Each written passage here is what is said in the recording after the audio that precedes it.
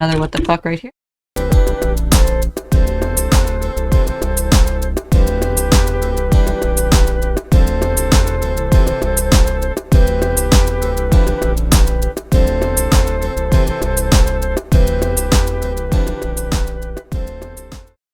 Okay, here we go. I got some tea with ginger, and I'm ready to read. The Beast That Shouted Love at the Heart of the World by Harlan Ellison. After an idle discussion with a pest control man who came once a month to spray around the outside of his home in the Ruxton section of Baltimore, William Sterog stole a canister of malathion, a deadly insecticide poison, from the man's truck and went out early one morning, following the route of the neighborhood milkman, and spooned medium-large quantities into each bottle left on the rear doorstep of 70 homes. Within 6 hours of Bill Sterog's activities, 200 men, women, and children died in convulsive agony. Learning that an aunt who had lived in Buffalo was dying of cancer of the lymph glands, William Sterog hastily helped his mother pack 3 bags and took her to Friendship Airport, where he put her on an Eastern Airlines jet with a simple but efficient time bomb made from a Westclox travel alarm and 4 sticks of dynamite in her 3-seater. The jet exploded somewhere over Harrisburg, Pennsylvania. 93 people, including Bill Sterog's mother, were killed in the explosion, and flaming wreckage added 7 to the toll by cascading down on a public swimming pool. On a Sunday in November, William Sterog made his way to Babe Ruth Plaza on 33rd Street, where he became one of 54,000 fans jamming Memorial Stadium to see the Baltimore Colts play the Green Bay Packers. He was dressed warmly in gray flannel slacks, a navy blue turtleneck pullover, and a heavy, hand-knitted Irish wool sweater under his parka. With 3 minutes and 13 seconds of the fourth quarter remaining to be played, and Baltimore trailing 17-16 on Green Bay's 18-yard line, Bill Sterog fought his way up the aisle to the exit above the mezzanine seats and fumbled under his parka for the U.S. Army surplus M3 submachine gun he had bought for $49.95 from a mail-order armaments dealer in Alexandria, Virginia. Even as 53,999 screaming fans leapt to their feet, making his range of fire that much better, as the ball was snapped to the quarterback, holding for the defensive tackle most able to kick a successful field goal, Bill Sterog opened fire on the massed backs of the fans below him. Before the mob could bring him down, he had killed 44 people. When the first expeditionary force to the elliptical galaxy in Sculptor descended on the second planet of a 4th magnitude star, the force had designated Flammarion Theta, they found a 37-foot-high statue of a hitherto unknown blue-white substance, not quite stone, something like metal, in the shape of a man. The figure was barefoot, draped in a garment that vaguely resembled a toga, the head encased in a skull-tight cap, and another in its left hand a peculiar ring-and-ball device of another substance altogether. The statue's face was curiously beatific. It had high cheekbones, deep-set eyes, a tiny, almost alien mouth, and a broad, large-nostriled nose. The statue loomed enormous among the pitted and blasted, curvilinear structures of some forgotten architect. The members of the expeditionary force commented on the peculiar expression each noted on the face of the statue. None of these men, standing under a gorgeous brass moon that shared an evening sky with a descending sun quite dissimilar in color to the one that now shone wanly on an earth unthinkably distant in time and space, had ever heard of William Sterog. And so none of them were able to say that the expression on the giant statue was the same as the one Bill Sterog had shown as he told the final appeals judge who was about to sentence him to death in the lethal gas chamber, "I love everyone in the world. I do. So help me God. I love you, all of you," he was shouting. Crosswind, through interstices of thought called time, through reflective images called space, another then, another now. This place, over there, beyond concepts, the transmogrification of simplicity finally labeled if. 40 and more steps sideways, but later, much later.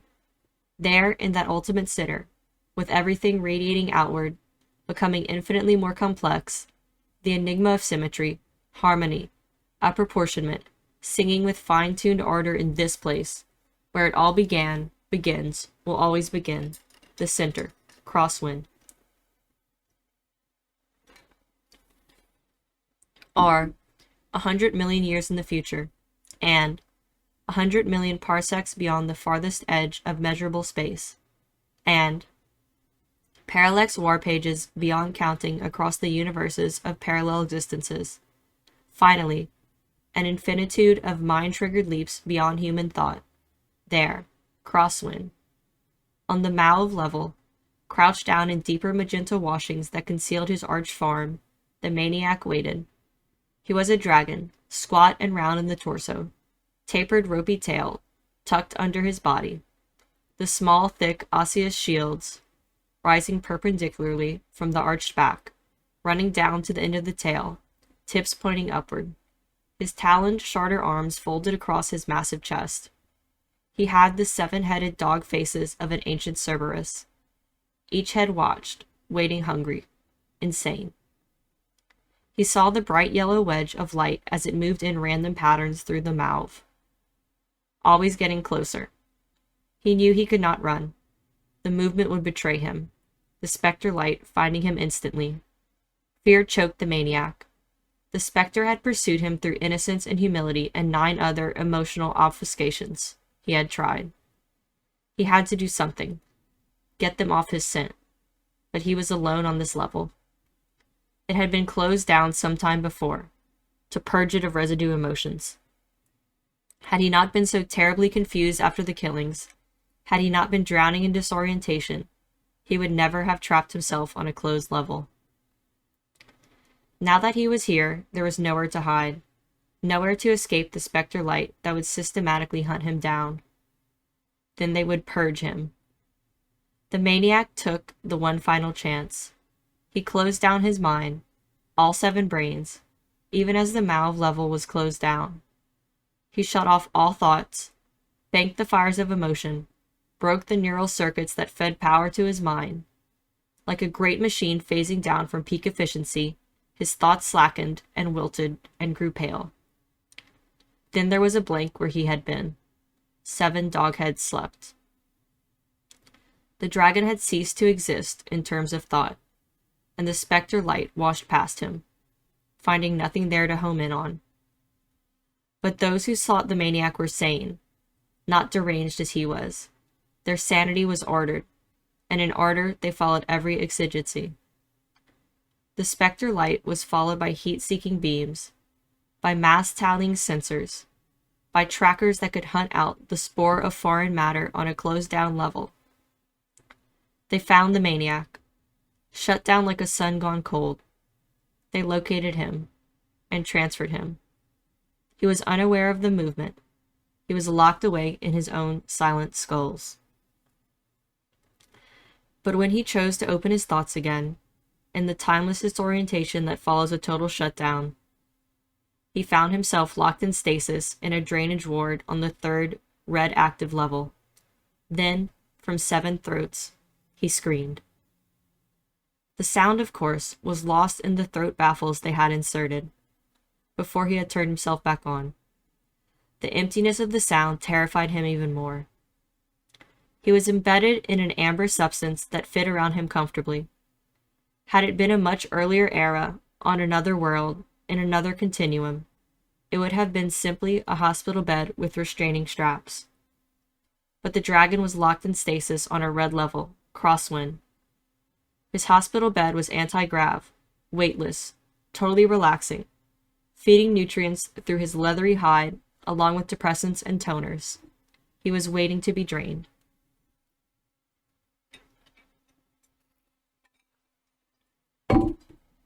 Lina drifted into the ward, followed by Simph. Simph, the discoverer of the drain, and his most eloquent nemesis, Lina, who sought public elevation to the position of proctor. They drifted down the rows of amber-encased patients, the toads, the tambour-lidded crystal cubes, the exoskeletals, the pseudopodal changers, and the 7-headed dragon. They paused directly in front and slightly above the maniac. He was able to look up at them. Images 7 times seen, but he was not able to make sound. If I needed a conclusive reason, here's one of the best, Linus said, inclining his head towards the maniac. Simph dipped an analysis rod into the amber substance, withdrew it, and made a hasty reading of the patient's condition. If you needed a greater warning, Simph said quietly, this would be one of the best. Science bends to the will of the masses, Linus said. I'd hate to have to believe that, Simph responded quickly. But there was a tone in his voice that could not be named, but it undershadowed the aggressiveness of his words. I'm going to see to it, Simph. Believe it. I'm going to have the Concord pass the resolution. Lina, how long have we known each other? Since your 3rd flux. My 2nd. That's about right. Have I ever told you a lie? Have I ever asked you to do something that would harm you? No, not that I can recall. Then why won't you listen to me this time? Because I think you're wrong. I'm not a fanatic, Simph. I'm not making political hay with this. I feel very strongly that it's the best chance we've ever had. But disaster for everyone and everywhere else, all the way back, and God only knows how far across the parallax. We stopped fouling our own nest, at the expense of all the other nests that ever were. Linus spread his hands in futility. Survival. Simph shook his head slowly, with a wariness that was mirrored in his expression. I wish I could drain that, too. Can't you? Simph shrugged. I can drain anything, but what we'd have left wouldn't be worth having. The amber substance changed hue. It glowed deep within itself with a blue intensity. The patient is ready, Simph said. Lina, one more time. I'll beg if it'll do any good. Please, stall till the next session. The Concord needn't do it now. Let me run some further tests. Let me see how far back this garbage spews, how much damage it can cause. Let me prepare some reports. Lina was firm. He shook his head in finality. May I watch the draining with you? Simph let out a long sigh. He was beaten, and knew it. Yes, all right. The amber substance, carrying its silent burden, began to rise. It reached the level of the 2 men, and slid smoothly through the air between them. They drifted after the smooth container with the dog-headed dragon embedded in it, and Simph seemed as though he wanted to say something else. But there was nothing to say. The amber crystalloid cradle faded and vanished, and the men became insubstantial and were no more. They all reappeared in the drainage chamber. The beaming stage was empty. The amber cradle settled down on it without a sound, and the substance flowed away, vanishing as it uncovered the dragon. The maniac tried desperately to move, to heave himself up. 7 heads twitched futilely. The madness in him overcame the depressants, and he was consumed with frenzy, fury, crimson hate. But he could not move. It was all he could do to hold his shape. Simph turned the band on his left wrist. It glowed from within, a deep gold. The sound of air rushing to fill a vacuum filled the chamber. The beaming stage was drenched in silver light that seemed to spring out of the air itself, from an unknown source. The dragon was washed by the silver light, and the 7 great mouths opened once, exposing rings of fangs. Then his double-lidded eyes closed. The pain within his head was monstrous, a fearful wrenching that became the sucking of a million mouths. His very brains were pulled upon, pressured, compressed, and then purged. Simph and Lina looked away from the pulsing body of the dragon to the drainage tank across the chamber. It was filling from the bottom as they watched, filling with the nearly colorless rolling cloud of smokiness, shot through with sparks. Here it comes, Simph said needlessly. Lina dragged his eyes away from the tank. The dragon with 7 dog heads was rippling, As though seen through shallow water, the maniac was beginning to alter. As the tank filled, the maniac found it more and more difficult to maintain his shape. The denser grew the cloud of sparkling matter in the tank, the less constant was the shape of the creature on the beaming stage. Finally, it was impossible, and the maniac gave in. The tank filled more rapidly, and the shape quavered and altered and shrank, and then there was a superimposition of the form of a man over that of the seven-headed dragon. Then the tank reached 3/4 filled, and the dragon became an underlying shadow, a hint, a suggestion of what had been there when the drainage began. Now, the man form was becoming more dominant by the second. Finally, the tank was filled, and a normal man lay on the beaming stage, breathing heavily, eyes closed, muscles jumping involuntarily. "He's drained," Sime said. "Is it all in the tank?" Lina asked softly. "No, none of it." "Then, this is the residue. Harmless. Reagents purged from a group of sensitives will neutralize it. The dangerous essences, the degenerate force lines that make up the field, they're gone, drained off already."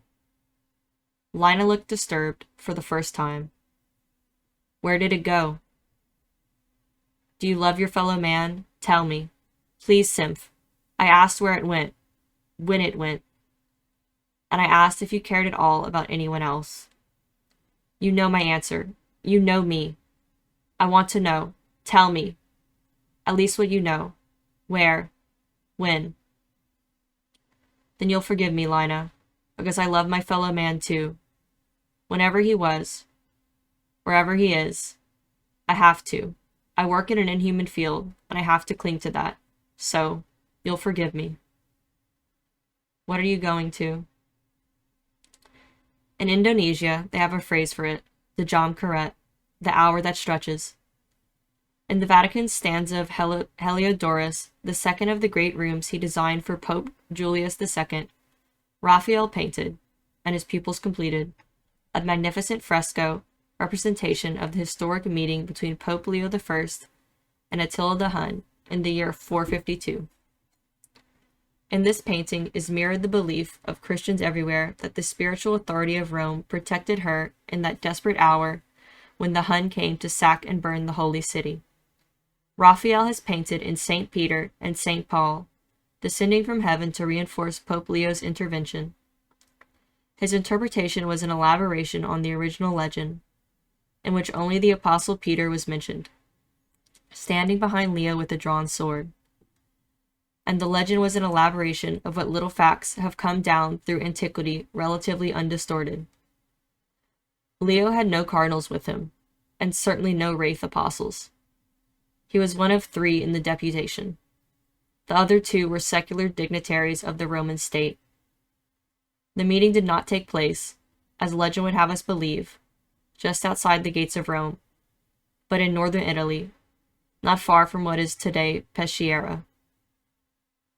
Nothing more than this is known of the confrontation. Yet Attila, who had never been stopped, did not raise Rome. He turned back. To Jam Karet. The force-lined field spewed out from a parallax center crosswind, a field that had pulsed through time and space, and the minds of men, for twice 10,000 years, then cut out suddenly, inexplicably, and Attila the Hun clapped his hands to his head, his mind twisting like rope within his skull. His eyes glazed, then cleared, and he breathed from deep in his chest. Then he signaled his army to turn back. Leo the Great thanked God and the living memory of Christ the Savior. Legend added St. Peter. Raphael added St. Paul.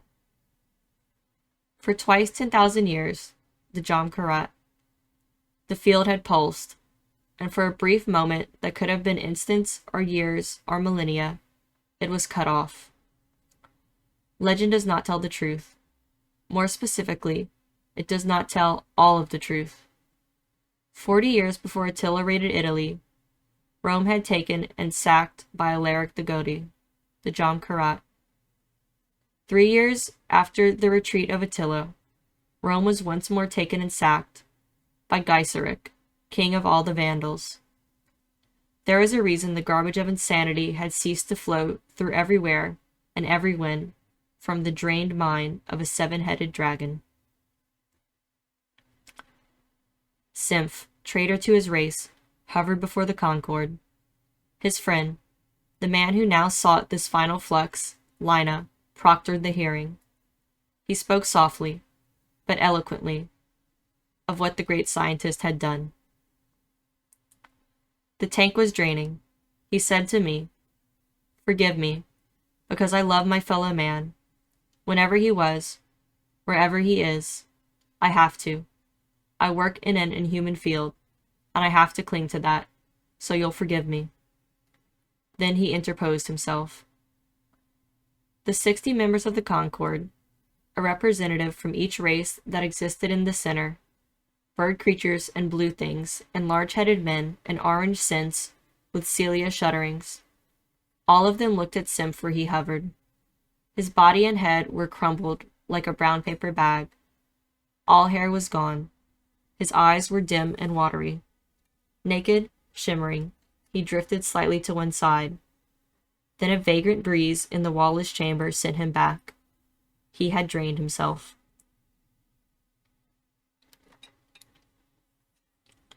I ask for this Concord to affix sentence of final flux on this man. Though his interposition only lasted a few moments, we have no way of knowing what damage or unnaturalness it may have caused crosswind. I submit that his intent was to overload the drain and thereby render it inoperative. This act, the act of a beast who would condemn the 60 races of the center to a future in which insanity still prevailed, is an act that can only be punished by termination. The Concord blinked and meditated. A timeless time later, they relinked, and the proctor's charges were upheld. His demand of sentence was fulfilled. On the hushed shores of a thought, the papyrus man was carried in the arms of his friend, his executioner, the proctor. There, in the dusting quiet of an approaching night, Lina laid Symph down in the shadow of a sigh. "Why did you stop me?" the wrinkle with the Modi asked. Lina looked away across the rushing dark. "Why?" "Because here, in the center, there is a chance. And for them, all of them out there, no chance ever?" Lina sat down slowly, digging his hands into the golden mist, letting it sift over his wrists and back into the waiting flesh of the world. If we can begin it here, if we can pursue our boundaries outward, then perhaps one day, sometime, we can reach to the ends of time with that little chance. Until then, it is better to have one center where there is no madness. Symph hurried his words. The end was rapidly striding for him. "You have sentenced them all. Insanity is a living vapor, a force. It can be bottled, the most potent genie in the most easily uncorked bottle, and you have condemned them to live with it always, in the name of love." Lina made a sound that was not quite a word, but called it back. Symph touched his wrist with the tremble that had been a hand, fingers melting into softness and warmth. "I'm sorry for you, Lina. Your curse is to be a true man. The world is made for stragglers. You never learned how to do that." Lina did not reply. He thought only of the drainage that was eternal now, set in motion and kept in motion by its necessity. "Will you do a memorial for me?" Symph asked. Lina nodded. "It's traditional." Symph smiled softly. "Then do it for them, not for me. I'm the one who devised the vessel of their death, and I don't need it. But choose one of them, not a very important one, but one that will mean everything to them if they find it, and understand. Erect the memorial in my name to that one. Will you?" Lina nodded. "Will you?" Symph asked. His eyes were closed, and he could not see the nod. "Yes, I will," Lina said. But Symph could not hear. The The flux began and ended, and Lina was alone in the cupped silence of loneliness. The statue was placed on a far planet of a far star in a time that was ancient, while yet never having been born. It existed in the minds of men who would come later, or never. But if they did, they would know that hell was with them, that there was a heaven that men called heaven, and in it there was a center from which all madness flowed, and once within that center there was peace. In the remains of a blasted building that had been a shirt factory, in what had been Stuttgart, Frederick Drucker found a many-colored box. Maddened by hunger and the memory of having eaten human flesh for weeks, the man tore at the lid of the box with the bloodied stubs of his fingers. As the box flew open, pressed at a certain point, cyclones rushed out past the terrified faces of Friedrich Drucker. Cyclones and dark, winged, faceless shapes that streaked away into the night, followed by a last wisp of purple smoke smelling strongly of decayed gardenias. But Frederick Drucker had little time to ponder the meaning of the purple smoke, for the next day, World War IV broke out.